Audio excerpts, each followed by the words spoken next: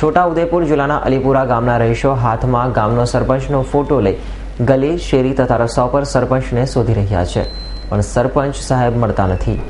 બોડેલી તાલુકાનું અલીપુરા ગામ, જ્યાં ગંદકીએ માજા મૂકી છે. રહેણાંક વિસ્તારમાં જ્યાં જુઓ ત્યાં કચરાના ઢગલા, તો કેટલીક જગ્યાએ ગંદા પાણીના ખાબોચિયા. ખાસ ચોંકાવનારી વાત તો એ છે કે પીવાના પાણીની પાઇપલાઇન પસાર થાય છે, તે પાઇપોમાં 4 થી 5 જગ્યાએ લીકેજ થઈ ગયું છે, જેમાં ખાબોચિયાનું ગંદુ પાણી મિક્સ થાય છે. અને આ પરિસ્થિતિથી 2 વર્ષથી છે. વારંવાર પંચાયતમાં જવા છતાં પણ ગામના સરપંચ રહીશોને મળતા નથી. ઘરે લોકો જાય છે, પણ ત્યાં પણ તેમના દર્શન થતા નથી. ફોન કાયમ સ્વિચ ઓફ આવે છે. તેથી ના છૂટકે ગામના લોકો સરપંચને શોધવાનો નવો નુસ્ખો અજમાવ્યો છે. સરપંચને શોધવા માટે તેમનો ફોટો લઈ શેરી તેમજ ગલીઓમાં અને રસ્તા ઉપર નીકળી પડ્યા છે કે કોઈક સરપંચનો પતો બતાવે. કેટલા સમયથી ખોવાઈ ગયા છે? અમારું કમનસીબ છે કે અમો પંચાયતના પાઇપલાઇનનું ગંદુ પાણી પીએ છે. મોટું રોગચાળો ન ફેલાય તે માટે અમો તેમનું ધ્યાન દોરવા માંગીએ છીએ. સરપંચનો કોન્ટેક્ટ કરવાની કોશિશ કરીએ છીએ, પણ સરપંચ ક્યારે પણ મળતા નથી. 3 વર્ષથી સફાઈ કામદારો કોઈ આવતા નથી. પોલીસ વોન્ટેડ ગુનેગારોનો ફોટો લઈ શોધે છે, તેમ અમારા સરપંચને ફોટો લઈ શોધવા નીકળવું પડે એ શરમજનક બાબત છે. થોડા સમય પહેલા સંખેડા ગામમાં પીવાના પાણીની પાઇપલાઇનમાં આવું જ ગંદુ પાણી મિશ્ર થતા લગભગ 350 જેટલા લોકો કોલેરાના રોગમાં સપડાઈ ગયા હતા, જેમાં એક વ્યક્તિનું મોત પણ નીપજ્યું હતું. તેવા જ પાઇપોમાં ગટરનું ગંદુ પાણી મિશ્ર થતું હોવાથી લોકોમાં ચિંતા છે. રજૂઆત સાંભળનાર સરપંચ સાહેબ મળતા નથી.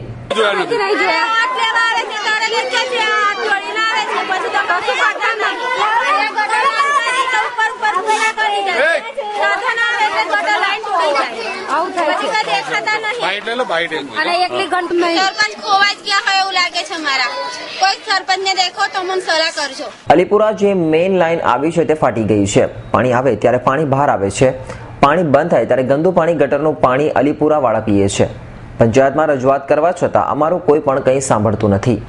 છોટાઉદેપુર જિલ્લામાં ગ્રામ્ય વિસ્તારોમાં લાખો રૂપિયાની ગ્રાન્ટો વપરાય છે, પણ અલીપુરામાં સ્વચ્છતાના નામે મીંડું જોવા મળી રહ્યું છે. આરોગ્ય વિભાગ થોડાક સમય પહેલા સંખેડામાં કોલેરાને લઈ દોડધામ મચાવી દીધી હતી, જ્યારે અલીપુરા ગામ પણ સંખેડાની નજીકનું જ છે. શું આરોગ્ય વિભાગ આ બાબતે અંજાણ હશે?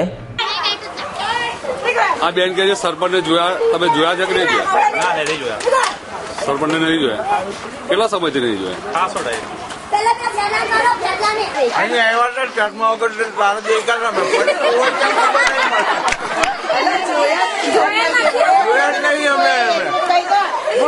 કેટલા સમયથી જોયા નથી?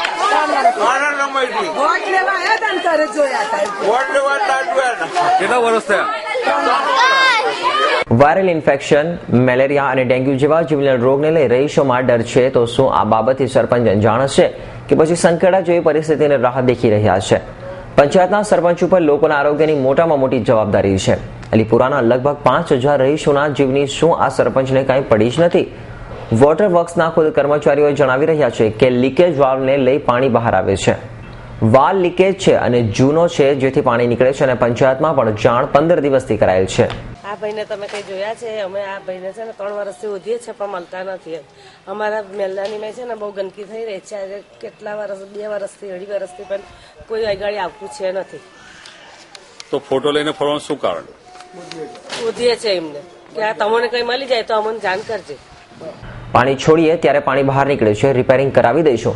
આ સમસ્યાને લઈ મહિલાઓ પણ સરપંચનો ફોટો લઈને નીકળી પડી છે. सरपंच मिसिंग हुआ ऐसा फोटो लेके हमको ढेर ढेर घूमना पड़ता है. हमारे जैसे कितने उनको ढूंढ रहे, वो फोन रिसीव नहीं करता है. घर पे जाते तो मिलता नहीं है. पोजीशन इतनी खराब है. अभी पानी के दूषित पानी पी रहे हैं लोग.